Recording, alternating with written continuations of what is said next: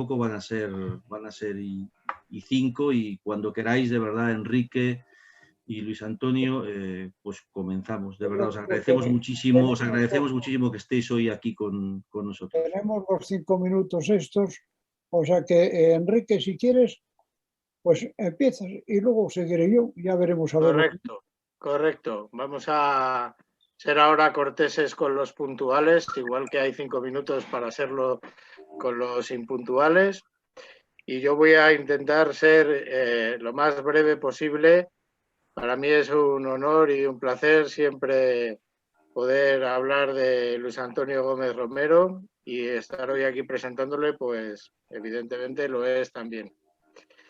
Él tiene muchas facetas y no me voy a referir a ellas porque quiero que en la medida de lo posible aprovechemos el tiempo en centrar lo que es realmente el tema, que ni siquiera es él como persona, que daría para escribir muchísimos libros de distintas temáticas, sino el objeto de su trabajo, del que va a hablar mucho mejor él después, ¿no?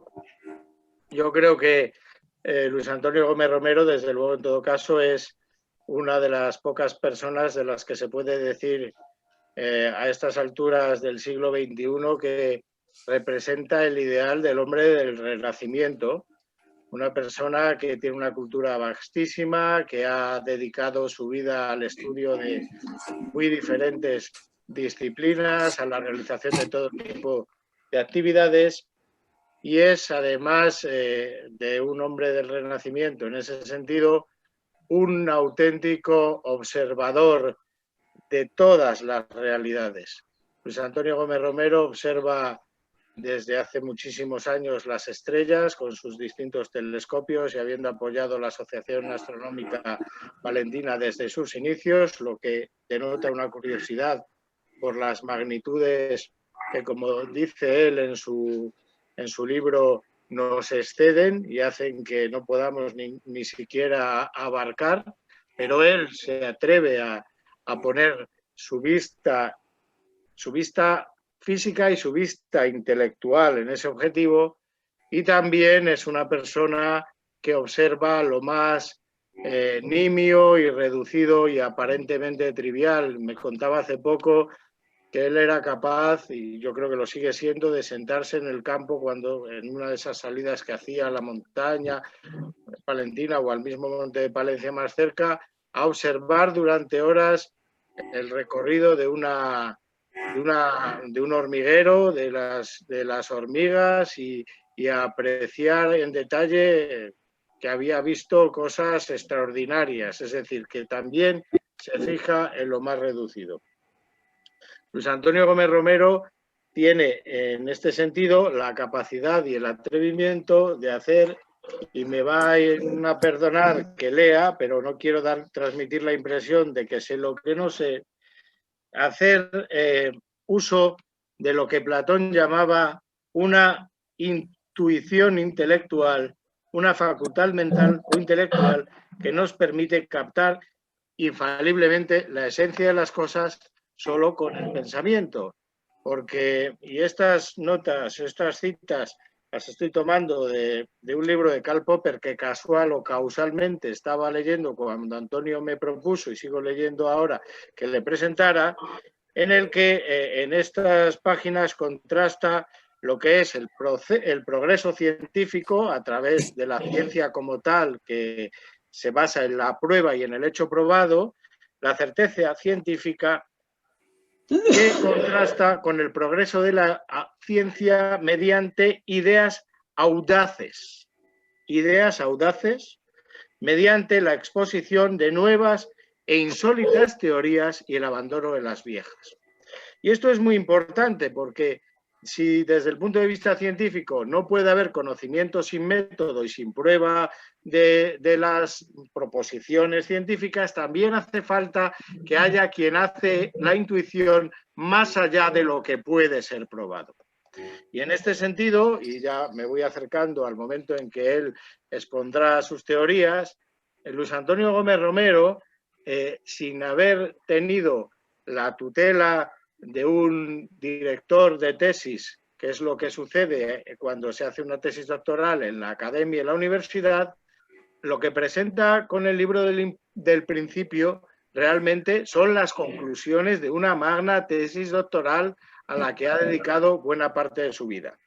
Y no hay que caer en el error de creer que por el hecho de que en el principio solamente se expongan estas conclusiones, Luis Antonio Gómez Romero no ha ya hecho la otra parte de lo que es el proceso del doctorando de los que hemos pasado por la elaboración y defensa de una tesis doctoral, que es, primero, elegir una cuestión sobre la que se va a trabajar y plantearla. Luis Antonio Gómez Romero se ha centrado nada más y nada menos que en el origen del universo, y eso es una decisión muy audaz y valiente. Pero antes de llegar a las conclusiones y a justificar las conclusiones, hay que hacer un análisis del estado de la cuestión.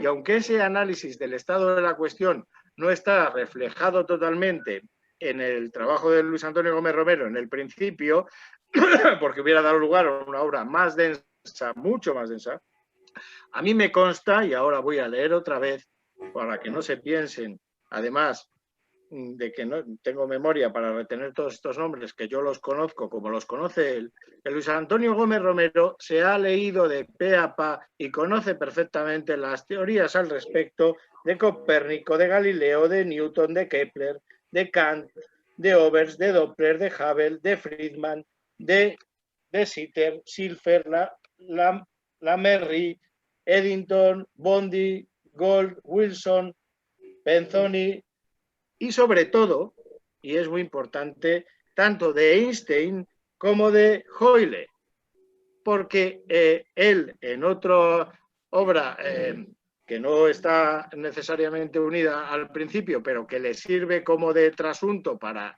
ese estudio de la cuestión, considera, ya lo expondrá, que buena parte del problema de la teoría del Big Bang, que está en el objetivo de su refutación en las tesis que presenta en el principio, se debe a un problema de concepción de Einstein, que en un momento determinado, cuando se plantea la cuestión, deja que sus propias creencias influyan y den lugar a que introduzca la llamada constante cosmológica, que es la que, según él, está en el origen de la desviación que da lugar a esa teoría que él refuta proponiendo otra de la teoría del Big Bang. Entonces, en este sentido, hay que leer con mucho respeto el trabajo de Luis Antonio Gómez Romero en su obra del Principio, no solo que también porque tenga el valor de poner su intelecto a trabajar sobre un problema tan complejo y a atreverse con audacia, con la audacia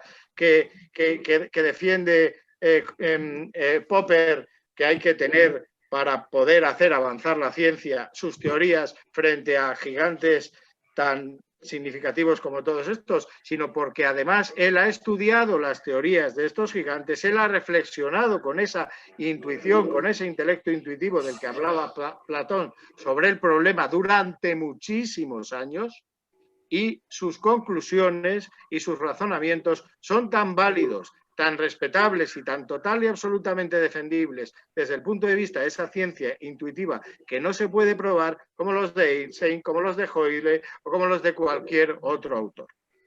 Y como él es quien mejor los puede explicar, pues yo ya me voy a callar y voy a dejar que sea él el que lo ponga a disposición de todos ustedes. Bueno, se nota que es mi yerno. Te has pasado, hijo, te has pasado. Joder, me has puesto por las nubes. Pero bueno, yo soy lo que soy y de ahí no paso, ¿entiendes? Y soy una persona normal, que pienso y lo que pienso, y si tiene sentido, lo digo. Bueno, vamos a poneros cómodos, estar cómodos, porque la comodidad es parte fundamental de soportar perfectamente el aburrimiento. Mi presencia, bueno, voy a ser breve con el principio. Tal vez me entrecorte un poco, porque viéndoos a vosotros me imponéis, ¿comprendes? La presentación del libro es breve, porque el libro es un libro pequeño, muy pequeño. Dice que las cosas buenas están en frascos pequeños, pero bueno, esto no va por este camino. El libro es pequeño. Realmente, la esencia de la teoría mía, en 4 líneas se define. Pero hay que contar una serie de cosas más y os las iré contando. No voy a hacer un discurso, ni voy a hacer una conferencia, ni nada. Os voy a contar cosas sobre mi teoría. Vamos a ver. ¿Alguno de vosotros ha tenido alguna ocasión el pensamiento, ha pensado, por ejemplo, de el por qué estamos aquí? ¿Por qué existe el universo? ¿Por qué existimos nosotros? ¿Alguno le ha venido este pensamiento alguna vez? Pues yo sí. A mí, desde la tiernísima infancia mía, desde muy pequeño, me venían unos flash, ¿me entiendes?, que eran insoportables. Me duraban poquísimo, pero era insoportable. La ausencia del todo. O sea, me encontraba, fíjate, siendo un niño, que me encontraba en un vacío. Era algo tremendo. Estos pensamientos me venían de ciento en viento, y con el tiempo, claro, con la edad eres más maduro, vas soportando, y ha llegado un momento que a los 66 años me capacitan por inútil total y absoluto para el trabajo, pero afortunadamente con la cabeza y la mente bien puesta, ¿entiendes? Y entonces, en el año 69, pues empecé a tomar notas ya después de recuperarme de la lesión que tenía, pues empecé a tomar notas sobre este principio, porque yo no estoy de acuerdo en absoluto con la teoría del Big Bang, en absoluto, va contra la natura, ¿comprendes? Y las cosas en física tienen un principio, no hay otro, no hay generación espontánea. ¿Entiendes? El principio. Y por ahí es por donde yo voy a empezar. Lo primero del libro es la portada. No sé si la veis. Bueno, bien. La portada representa exactamente lo que es el libro. O sea, pongo el título del libro, el principio que representa a la humanidad entera. ¿Entiendes? Que surge de un punto de allá del fondo del todo, ¿entiendes? Que lo represento de una nube, porque claro, en principio no sé cómo representarlo, pero el sistema mejor para ello es poner una nube y que de ahí sale y surge todo lo demás. Bueno, surgimos todos nosotros, que estamos aquí gracias a ese principio.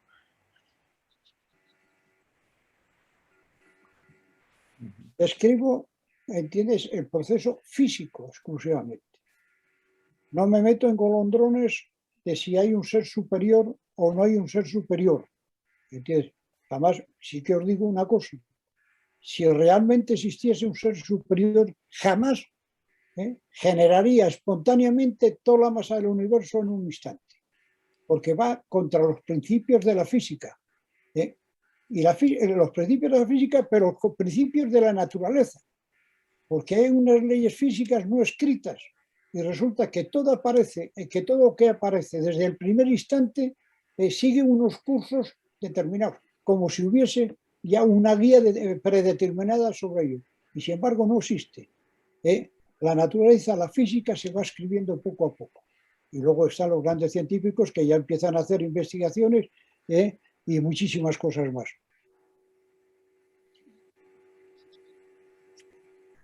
De vez en cuando descanso.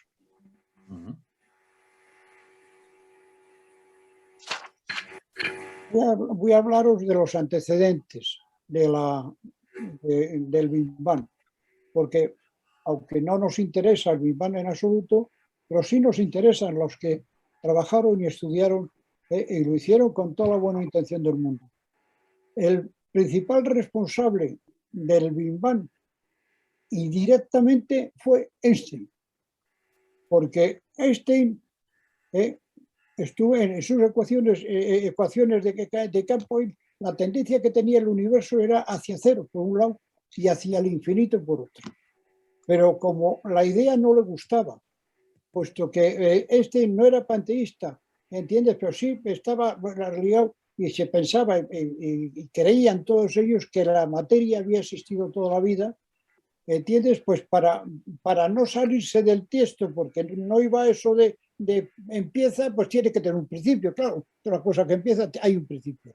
Y luego va hacia el infinito, pues entonces metió la constante cosmológica, ¿entiendes? Que luego se arrepintió, que es algo que no se debe hacer, es modificar o meter una cosa en un proyecto como el que tenía, ¿entiendes? Y él se arrepintió, aunque luego se utilizó para otras cosas. Entonces, teniendo ya una constante cosmológica, pues luego vinieron una serie de descubrimientos, ¿entiendes? En el año 29, Hubble descubrió la expansión del universo. Y aquí ya esto fue básico, ¿entiendes? Para pensar de que si el universo que tenemos actualmente tiene este tamaño, con un volumen determinado, ¿entiendes? Claro, si retrocedemos, pues claro, claro y el universo está creciendo, pues si retrocedemos, pues resulta que el universo será más pequeño. Pero si es más pequeño, tendrá que tener, claro, toda la misma masa concentrada en menos espacio, pues por supuesto tiene que tener pues una mayor presión y una mayor temperatura.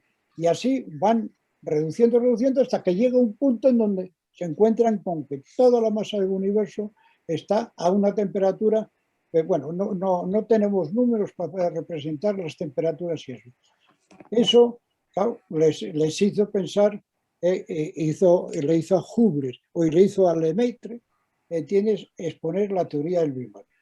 ¿Entiendes? Lemaitre era un sacerdote de belga, y el desarrollo de la teoría esta, pues les cayó bien a todos, porque están los teólogos, están los materialistas, luego hay multitud de religiones y multitud de cosas. Resulta que a cada uno pues tenía la disculpa para aceptar lo que planteaba el bueno el bueno de Lemaitre. Y entonces pues se acepta, se presenta, porque tenía sus detractores. Pero mira por dónde en el mismo año Eddington, ¿entiendes? La respalda plenamente. Con lo cual ya esto ya le da un poco de fuerza, pero seguía con gente contraria a su teoría. Y en el mismo año 30, ya por dónde fue, en ese año nací yo, ¿entiendes? En el año 30. Resulta que en el año 30 se plantea esta teoría, Eddington la refuerza y yo voy a ser el que la quiero tirar por los suelos, ¿entiendes? Es una coincidencia. Estamos tres puntos importantes en el mismo. Lo que pasa es que la importancia mía pues es relativa, por supuesto. Eso es lo que yo digo, pero la importancia nos la dará el tiempo. No yo ni los que nos ven ahora. El tiempo es lo que esta razón nos la dará o nos la quitará. Yo, desgraciadamente, me queda muy poco tiempo, y no lo conoceré. Pero esto va para largo.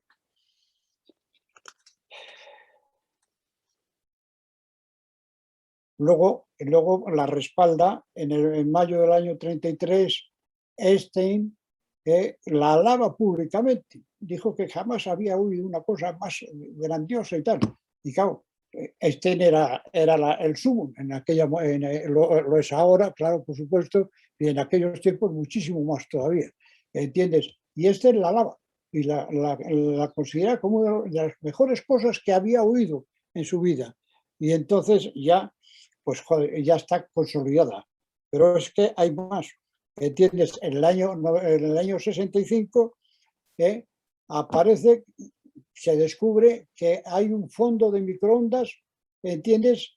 Porque Wilson y Penzias, estos estaban haciendo una investigación para las transmisiones de radio del continente, porque de América a Europa no se podía transmitir porque no llegaba, se quedaba en el agua las transmisiones.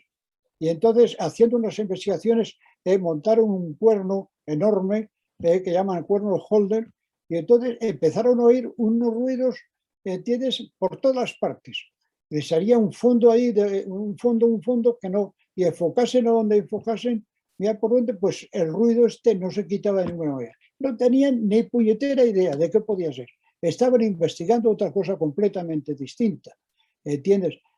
Pero, y entonces estuvieron consultando con gente, y entre ellos, a 65 millas de donde estaba trabajando él, había otros investigadores que estaban trabajando, y precisamente los que realmente investigaban, ¿entiendes?, el fondo, los ruidos esos que podía venir del universo.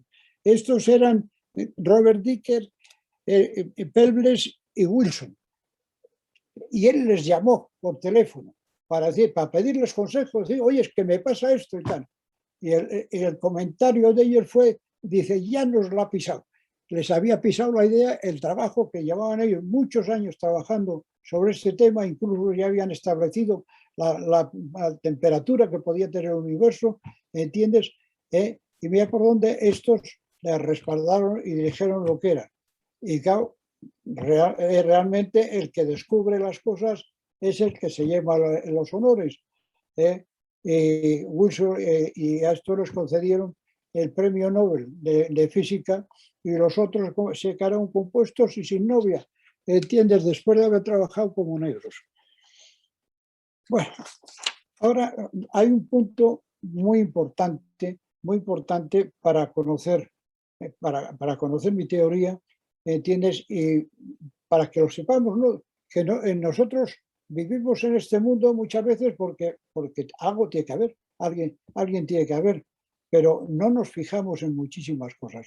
Y una de las cosas son las magnitudes que tenemos, que vamos casi desde el cero, vamos a una tendencia hacia el infinito. En lo más bajo, ¿entiendes?, pues tenemos el átomo, que es el más conocido, ya tenemos una confianza con él espantosa, porque estamos compuestos de átomos, todos. No hay nada en el que exista en el universo que no esté compuesto de átomos. Estos átomos se van combinando, forman moléculas y se van haciendo cosas más grandes, ¿entiendes? Entonces os diré, por ejemplo, que un átomo, por ejemplo, el tamaño es de una milmillonésima de milímetro.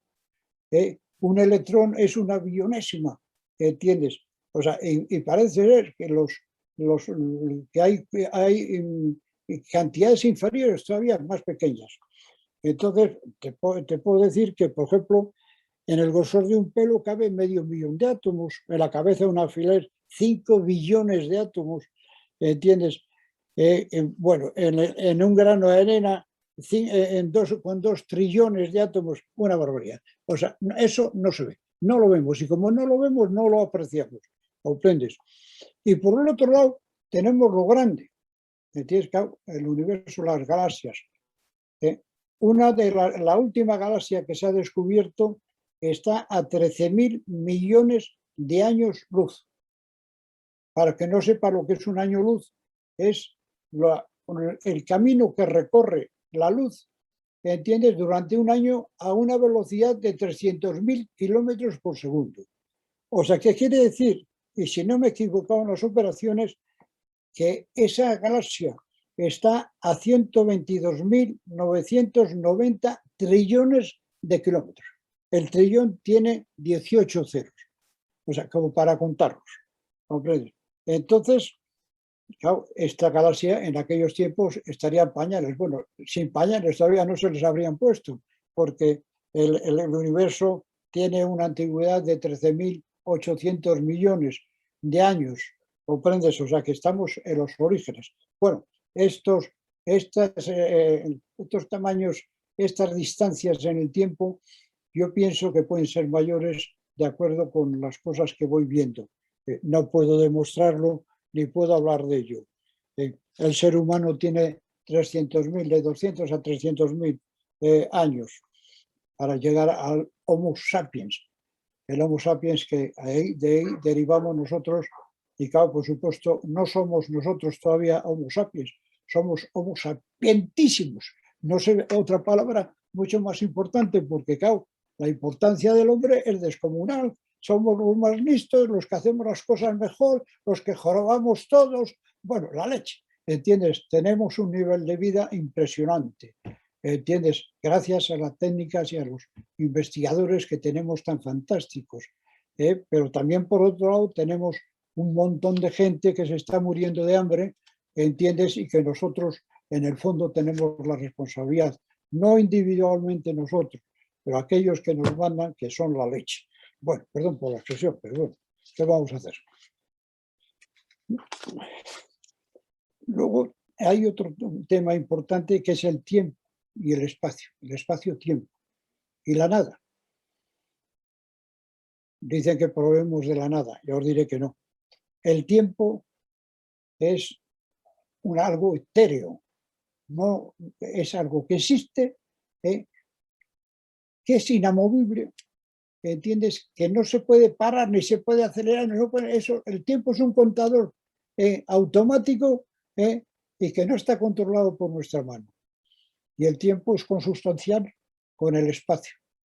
Y si no hay espacio, no hay tiempo. Y si no hay tiempo, no hay espacio. Voy a respirar un poquitín.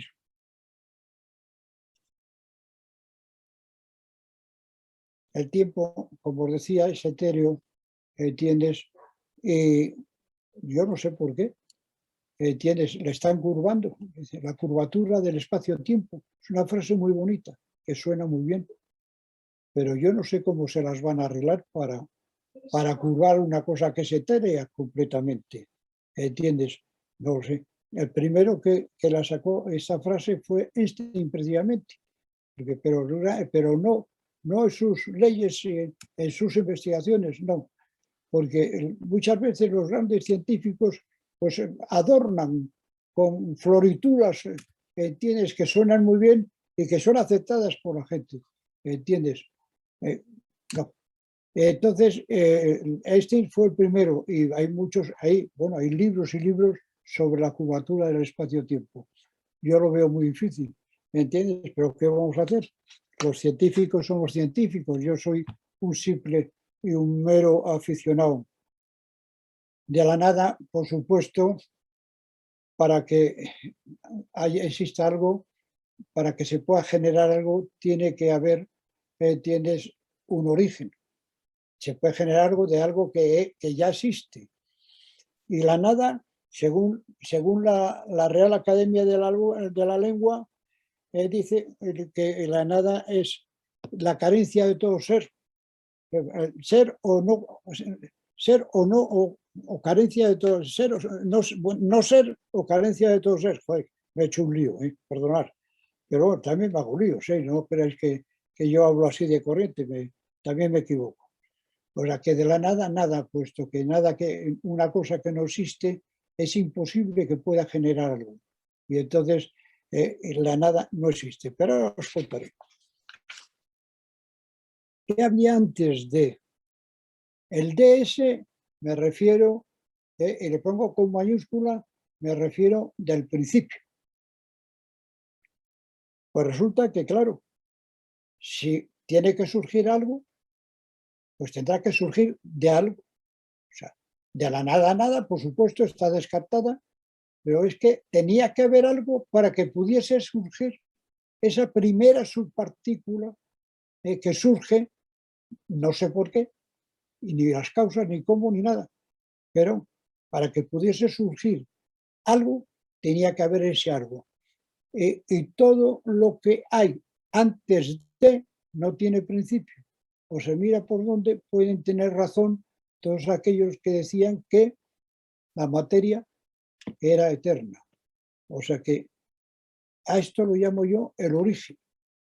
Es el principio de nuestro principio.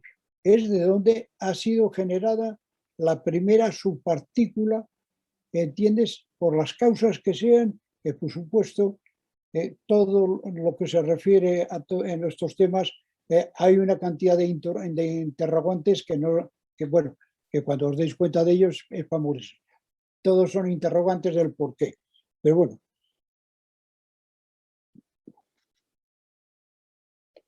Os decía que todo lo que estaba antes de, que no tiene principio. Y el origen, este origen que denomino, pues también tiene que ser consustancial del tiempo, porque el tiempo existe si algo existe en el formato que sea. Pues no tenemos ni idea de qué puede existir, si son campos magnéticos, no sé. Bueno, no lo saben los científicos como para saberlo yo, ¿comprendes? O sea que el origen está unido al tiempo, y el tiempo puede ser que exista de siempre también. Pero ya, bueno, ahora os voy a hablar de la materia primigenia. Por supuesto, para surgir algo, tiene que surgir de lo más ínfimo, porque no puede ser que de repente aparezca un coche o aparezca, no puede ser, no. Bueno, el coche lo tiene que fabricar, pero no puede ser. Tiene que surgir de lo más ínfimo de la naturaleza. Y os he hablado del tamaño de un electrón, entiéndese, una billonésima y tal. Bueno, pues en lo más ínfimo de la naturaleza, por las causas que sean, desconocidas totalmente, y no las conoceremos jamás, ¿entiendes? Pues surge la primera subpartícula primigenia. Pero es que sucede más, que al producirse esta primera subpartícula primigenia, se produce una reacción en cadena en ese algo que existía ya, en ese origen. Y por el mismo camino que salió la primera, empezaron a salir un montón de hierbas. Pero empezaron a salir con carácter permanente y vete a saber, eterno. Os comento. Esto es como, por ejemplo, os voy a poner el ejemplo porque muchas veces los ejemplos se aclaran mucho. Tenemos una rueda de un vehículo, la pinchas, inmediatamente por ese mismo camino no sale por otro sitio, pero por el mismo agujerito va saliendo todo el aire hasta que se queda desinflada. En este caso, pues ha sucedido lo mismo. Por el mismo camino que salió la primera, salieron todas las demás, pero con una diferencia importantísima. ¿Entiendes? Es que aquí parece ser que no tiene fondo. ¿Entiendes? Que sigue, porque ya lo veréis luego, que lo comentaré, siguen saliendo constantemente, masivamente, partículas primigenias. Esto, pues oye, los científicos tendrán la palabra. Yo tengo la idea y ellos tendrán la palabra y me darán o no me darán la razón. Luego os lo explicaré. También tengo un par de ejemplos más. Uno de ellos es sobre la generación espontánea. En el libro hablo de una madre que da a luz en una clínica a una criatura guapísima, por supuesto, más guapa que los nietos, ¿comprendes? Y entonces, pero esa criatura no se generó espontáneamente, que le hubiese gustado a la madre, ¿entiendes? Sino que vino por una cuestión principal y por un principio, que era la fecundación de un óvulo, cosas pequeñísimas que no las entiendes.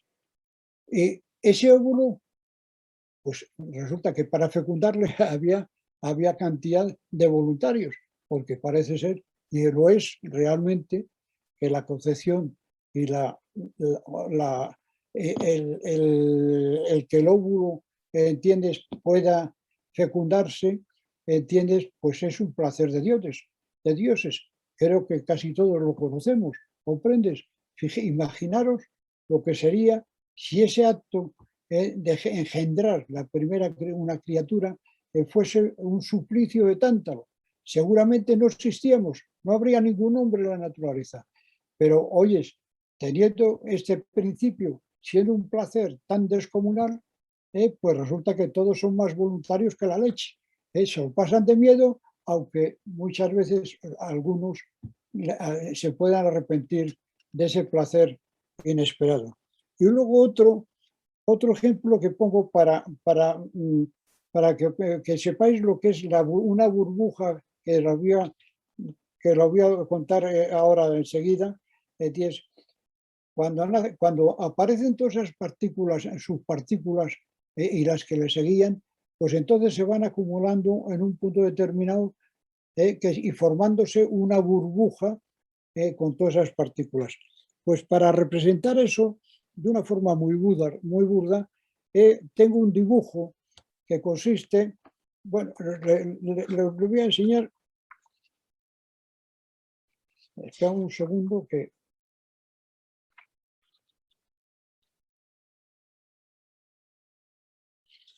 Bueno, no sé si veréis algo. Bueno, resulta que yo me tapo. No lo veis. No sé. No lo veis. Joder, pues yo he hecho una prueba ayer y resulta que sí lo veía.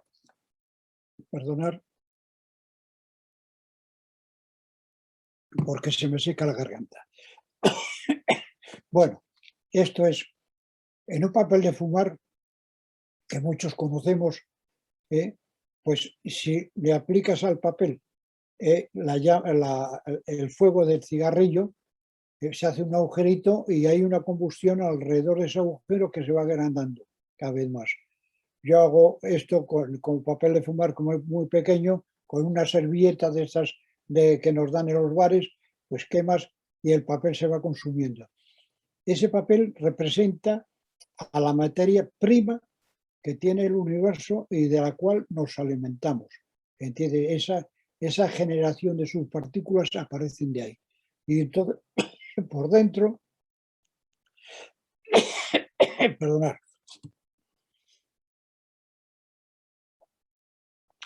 he ido demasiado deprisa y la garganta se me ha... Dejarme unos segundos para que me entone la garganta, que hablo más de la cuenta y muy deprisa. Luis Antonio, no te preocupes, es normal, ¿eh? Yo también voy a por agua, vamos a por agua un minutito y no descansa. te fuerces, no hay prisa. La impaciencia que tengo por contaros lo que tengo que contaros. Es muy interesante además, sigue así, pero tú vete cuidando tu voz, vete cuidando tu garganta y tu voz. Bueno, pues os digo, este cigarrillo, este agujerito que hay en la servilleta, las cenizas que van quedando es la materia que se queda dentro de la burbuja. Y entonces, la servilleta es la materia prima que está en el origen, que no sabemos qué puede ser. Eso es para que tengáis una idea de lo que es la burbuja de la que vamos a hablar ahora mismo. La burbuja esta que se forma y que recoge todas aquellas subpartículas que se han creado, ¿entiendes? Pues estas subpartículas, una vez que entran, que están en la burbuja, pues se empiezan a combinar. Se están moviendo, no se queda nada, no hay nada quieto, ¿entiendes?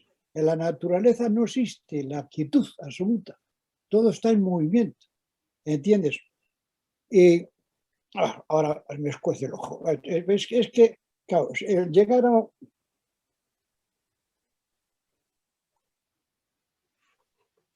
Las gafas de ver lo que tengo que ver resulta que las he perdido. Hoy he encargado otras, ¿entiendes? Y por eso, como estoy con una gafa que no es la ideal, pues algunas veces me escuecen los ojos.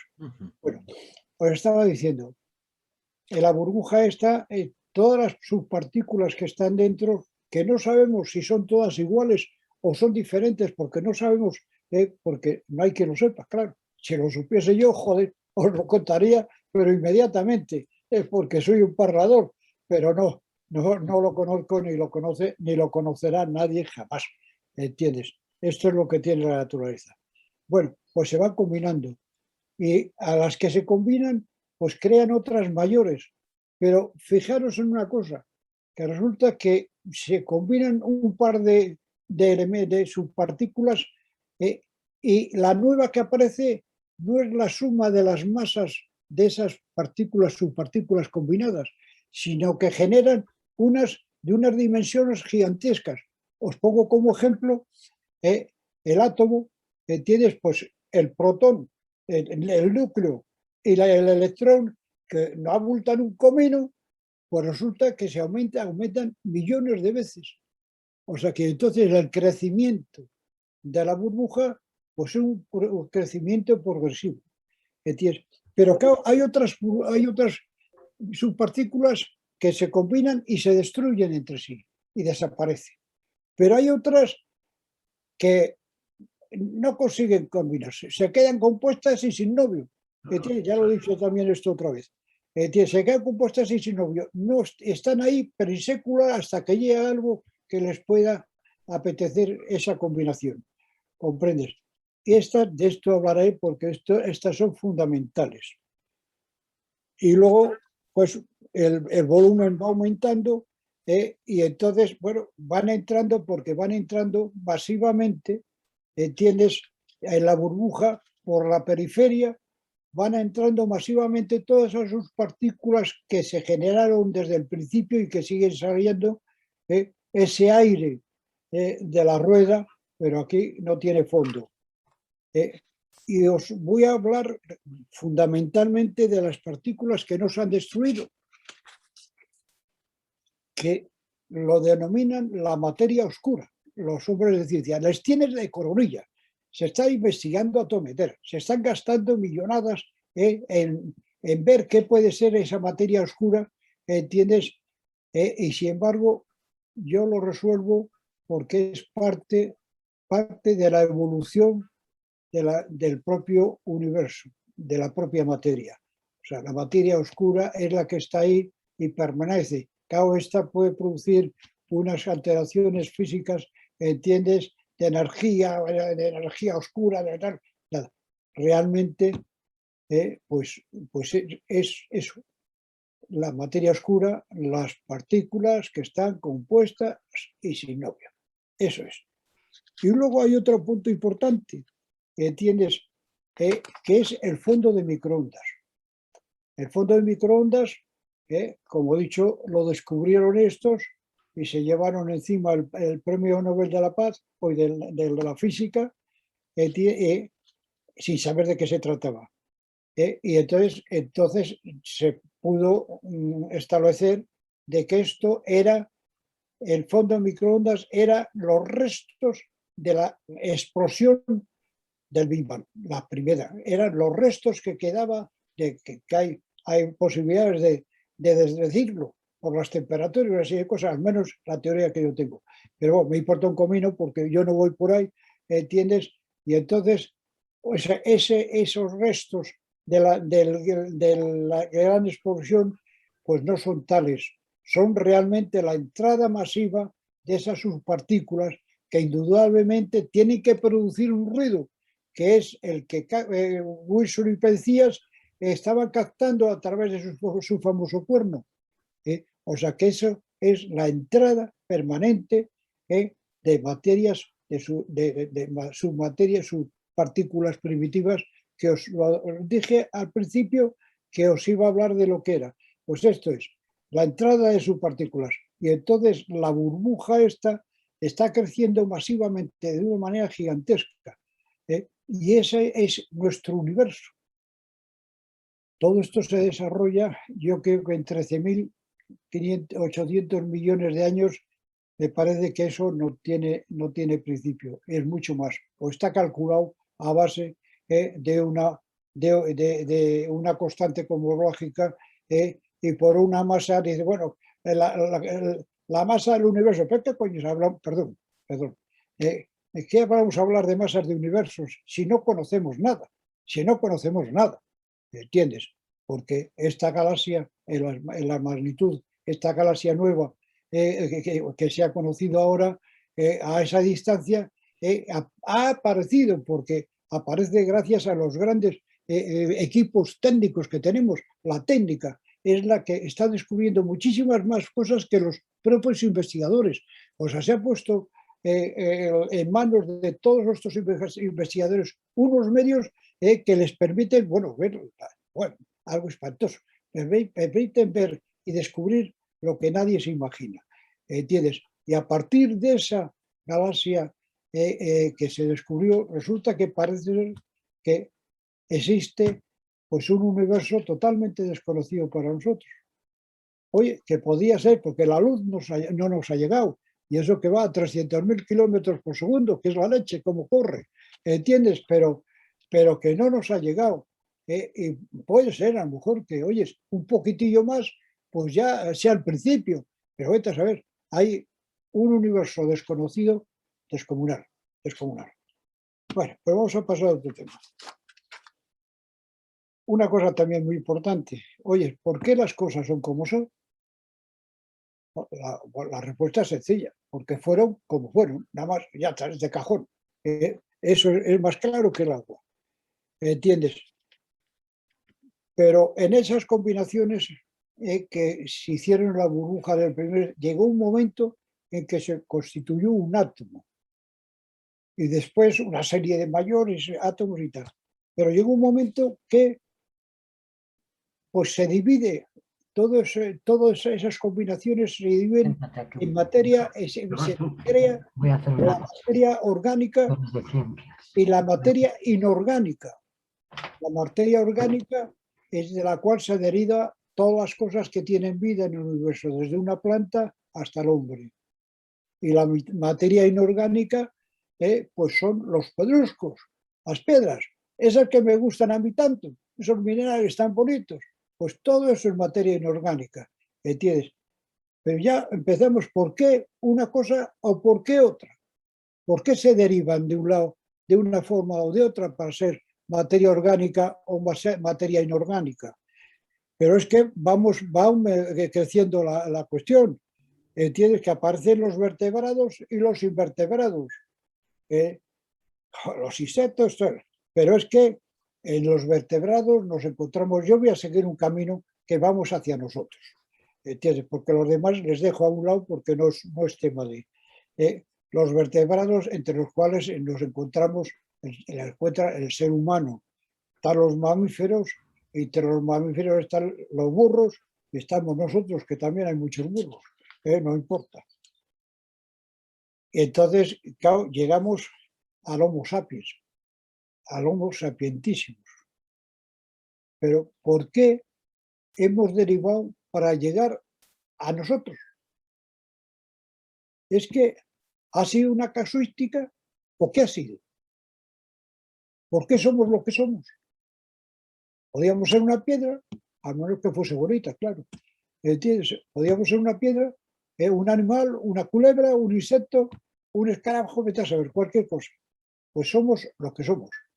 El Homo sapientismus, los más listos de la naturaleza, y que afortunadamente la naturaleza no nos deja meter mano en la propia naturaleza, porque si no estábamos perdidos, lo habíamos echado todo a perder. Pero bueno, porque somos así, es que hacemos cosas muy buenas, pero sabemos jorobarlo todo, ¿comprendes? Pues esto es, ¿qué somos? ¿Casuística o qué somos? Otro interrogante, como muchos que hay. Y luego hay un tema muy delicado, es la estructura del universo.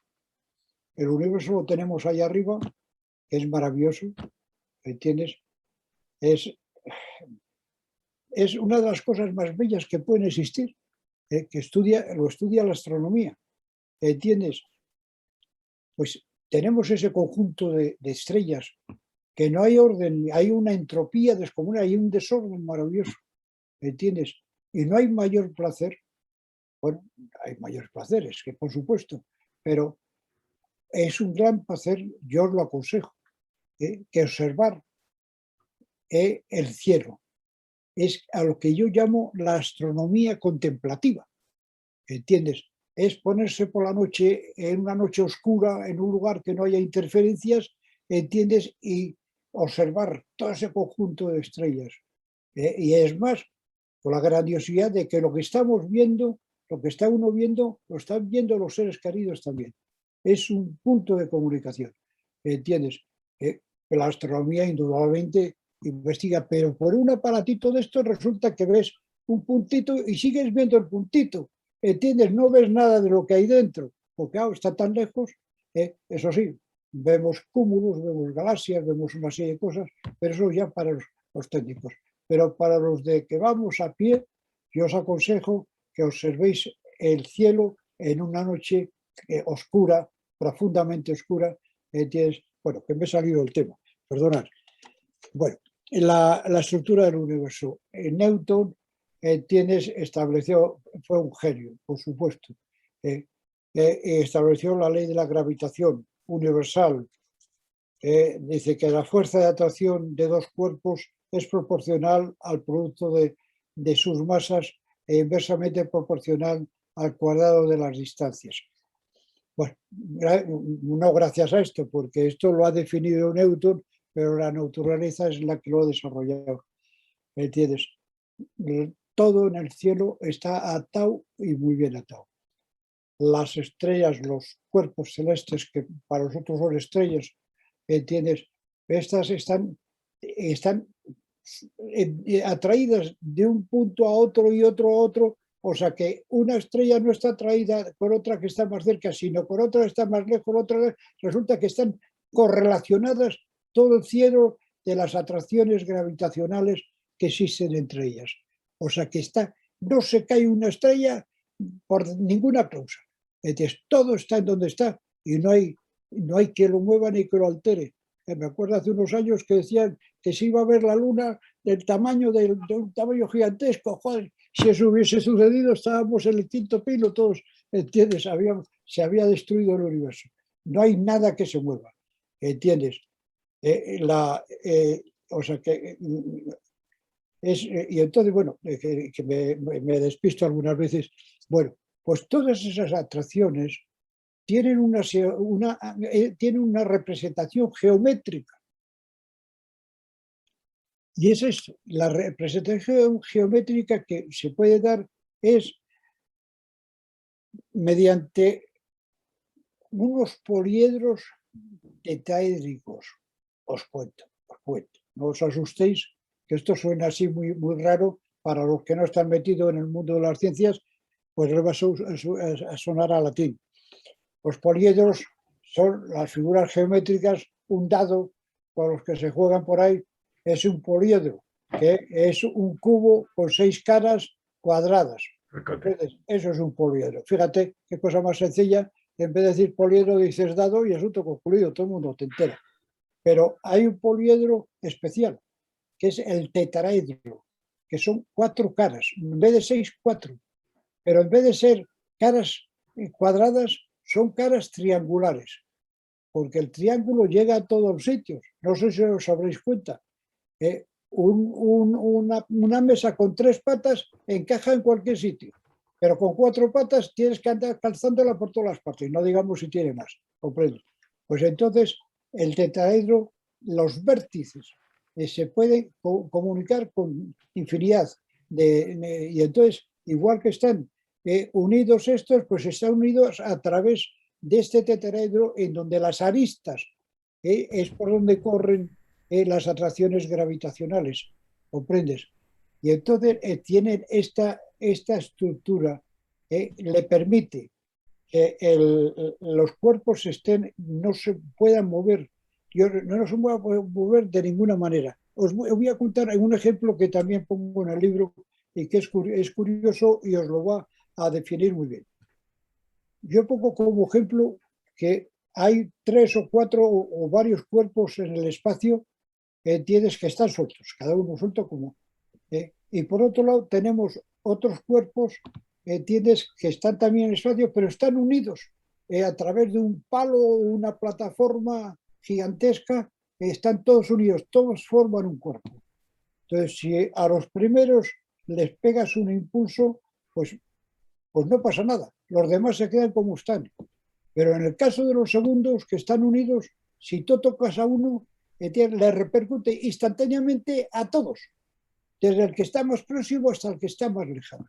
Y entonces es esta unión, que sí, esta cadena, bueno, esta red de atracciones gravitacionales que lo forma todo un cuerpo, pues cualquier cosa que suceda en cualquier punto del espacio repercute automáticamente en el otro extremo del espacio, porque es como eso, como los bloques esos que estaban encima de una plataforma, pues se mueve todo al mismo tiempo. Ese es el origen y es la causa por la cual el espacio está como está, y el espacio, todo lo que suceda, se amplía, está en expansión, pero todo al unísono, todo al mismo tiempo. Bueno, pues realmente llego al final. Llego al final porque ya os he contado un montón de cosas. Os voy a hacer un resumen de los puntos esenciales de las novedades incluidas en mi teoría y que hasta ahora son desconocidas. ¿Entiendes? Esto es una bomba para mí, pero no sé si me harán puñetero caso. Pero bueno, ¿qué vamos a hacer? Primero, la existencia de algo de donde procedemos, a la cual denomino el origen. ¿Entiendes? Que es consustancial también con el tiempo. O sea, desconocíamos totalmente qué podía haber antes de. La generación de la primera subpartícula primigenia. La reacción en cadena por la que salieron y siguieron saliendo subpartículas primitivas. Se genera calor por primera vez. En la primera reacción se produce una alteración en el calor. La existencia de una burbuja de origen que es el origen de nuestro universo. La materia oscura es un proceso natural de la evolución. El fondo de microondas aclaro que es la entrada masiva de subpartículas primigenias y la estructura del universo. Esto es todo lo que contiene el libro que yo he escrito. Os iba a leer una cosa, pero ya creo que con esto tenemos suficiente. ¿Entiendes? Ya no os leo más. Pues eso, lo siento mucho. ¿Entiendes? No sé si os habéis aburrido o no, pero si estabais cómodos no hay problema. ¿Entiendes? Nada más. Si alguien quiere conocer... bueno, si alguien quiere el libro este que he escrito, es muy sencillo. Se va a Amazon, o sea, a Google y pone Amazon, el título del libro, el principio y el nombre, el primer nombre mío, Luis. O sea, Amazon, el principio y Luis, y automáticamente sale mi libro y se lo sirven cuando quiera. Nada más, muy buenas noches. Y si quiere alguien decirme algo, pues que me lo cuente. Antonio, yo sí que te quería recordar que me habías hecho un comentario acerca de algo que ibas a añadir o que ibas a actualizar el texto. De eso nada. No, de momento lo dejamos como está, entonces. Bueno, ya yo creo que ha quedado demostrado que no exageraba en absoluto cuando le presenté. No. Que primero ha demostrado que ha estudiado el tema en profundidad y segundo ha hecho unas propuestas muy audaces y muy razonadas. Entonces, yo tomando una frase suya, eso es lo que él piensa, a mí me parece que tiene muchísima lógica y si alguien piensa otra cosa distinta, pues que lo exponga y que lo defienda. Él lo ha razonado y lo ha defendido estupendamente, ¿no? Pues muy bien. Pues nada más. Estoy a vuestra disposición. Si alguien está de acuerdo con lo que digo, pues simplemente con que me pongan una nota, nada más. Si no tienen que decirme nada de teoría, nada más que conocer a aquellos que, bueno, que van estando de acuerdo con esto. El tiempo lo dirá, no, el tiempo lo puede todo. Y esto es el tiempo... enhorabuena y dile que con sus años... Pues yo te quiero felicitar porque creo que una revisión de los principios del mundo, de la historia, de todo eso, como hace Bernstein, por ejemplo, pues es fundamental. Y tú la estás haciendo desde un sitio, Palencia, un sitio que está aislado de todo tipo de teorías y por lo tanto supone un esfuerzo añadido mucho mayor. Así que, querido primo, un abrazo muy fuerte y enhorabuena y sigue. Bueno, muchas gracias, muchas gracias.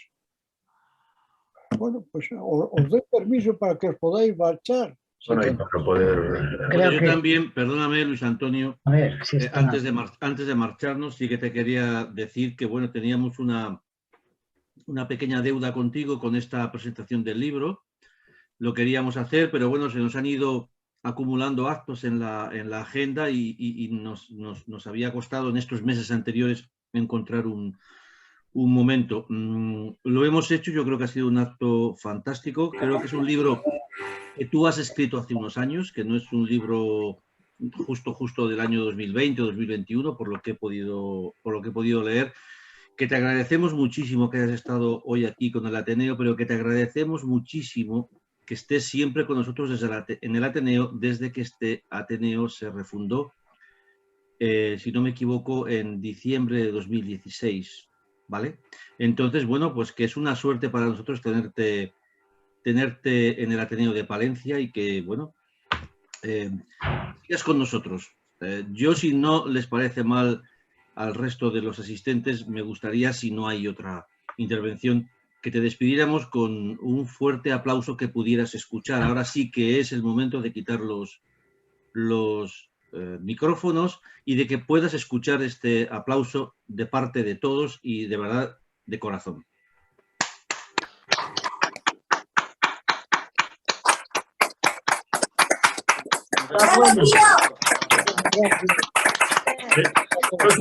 Siento enormemente haberme incorporado tarde, pero lo que pienso es comprar el libro, leerlo y algún día que nos veamos te comentaré alguna cosa en concreto, pero en general el tema pues es realmente impactante, ¿no? Y por eso haré lo que sea por tener el libro, por leerle y si puedo, ya te digo, comentarte algún punto. Y felicidades. Y enhorabuena por seguir activo como estás. Felicidades por tu cabeza estupenda a tu edad. Te queremos. Bueno, abuelo, eres el más listo. Abuelo, eres increíble. No. Hombre, ¿qué va a decir No, va en serio. Eres increíble, abuelo. Es verdad, hijo, sí. Eres el mejor, abuelo. Así es. Parece mentira. Enhorabuena, padre. La verdad es que es admirable. Creo que falta muchísima gente porque se lo he notificado y me han garantizado. Lo que pasa es que hay muchos que tienen problemas. Esto de todas las cosas no las entienden. Y claro, pues se tienen que jorobar. Es una pena. Pero bueno, tendrán esta grabación. Tengo yo también otra grabación. ¿Entiendes? O sea que lo podrán ver como quieran. Es admirable la valentía que muestras, aparte de toda tu reflexión que has hecho durante tantísimos años, que llegues a estas conclusiones, que vayas a contracorriente, porque realmente, aunque hay muchos científicos y que avalan otras teorías, y que tú vayas en contracorriente y que lo puedas exponer y con esa... siendo tan valiente, ¿no? Y sin tener ningún tipo de prejuicio ni nada. Entonces me parece algo fantástico y un modelo a seguir, ¿no? Así es. La cobardía es la que nos mata, porque hay muchísima gente, muchísimas cabezas que algunas conozco fabulosas, pero no se atreven a arrancar. Ahí está. Hay que atreverse. Muy bien dicho. Es así. Y luego otros... Hay que lanzarse, abuelo. Un catedrático de una universidad, no digo qué, pues no se ha atrevido, me decía, que no, de mí no hables nada, pero ni digas de dónde soy. O sea, no permite ya ni de la ciudad, fíjate, una ciudad enorme. Pues no se atreven a romper esquemas. Bueno, estoy esperando que... ¿entiendes? Bueno, primero hay que difundirlo. Os ruego que lo contéis por ahí, ¿entiendes? Para difundir y que vayan conociéndolo. Es una labor muy larga.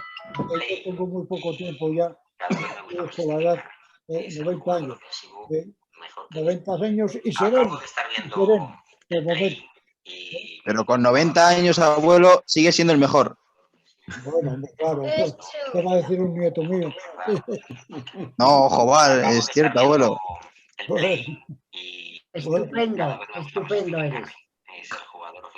Bueno. Gracias, padre. Nada más, despedimos este acto. Enrique Rivero, que le ha presentado Luis Antonio a todos. Normalmente acabamos con el larga vida al Ateneo, pero yo hoy quiero acabar con una fortísima felicitación a Luis Antonio, que ha dicho algo tan precioso. Lo he apuntado aquí como que el ser humano tiene una confianza espantosa en el átomo. Bueno, pues nosotros terminamos este acto con una confianza espantosa en Luis Antonio Gómez Romero. Felicidades de verdad y hasta el próximo acto del Ateneo de Palencia. Un abrazo. Gracias, abuelo. Adiós. Eres el Bueno, mejor. Adiós, abuelo. Gracias. que sigas así, no te retires nunca. ¡Felicidades, Da tío! ejemplo a todas estas generaciones de jóvenes que creen que cuando se tiene una cierta edad ya somos mayores y no hay nada. Guillermo. No. Que no, hombre, que no. Ahí han estado todos los Eso jóvenes también con es su tío y su abuelo. Guillermo habla. Ya lo contaré. Venga. ¿Entiendes? Felicidades, tío. Muy bien. Hasta Adiós. otro rato. Ya, Gracias, abuelo. ya nos veremos por ahí. Adiós, abuelo. Bueno, pues ala. Ay, qué mato. Hasta luego. Yo no me marcho hasta que no marchéis todos. Eso es verdad, abuelo. Ya les das hambre, o sea que ya hay que preparar cenas. Vamos, te venden aquí por... Hola. Mabel. ¡Hola! Que no me enchufe, Bueno. que no me enchufe. Adiós, amigo. Guillermo, enfócala. Hasta luego. Jesús, a ver si nos vemos. Tío, No te quiero, ha estado preocupes, genial. en estos días. Venga, a cenar todos ya. Que nos ha retrasado la hora de la cena, tío. Venga, un besito. Bueno, Adiós. adiós. ¿Cómo será de aquí? Salir. Salir. ¿Cómo será de aquí? Salir de la reunión. Ah.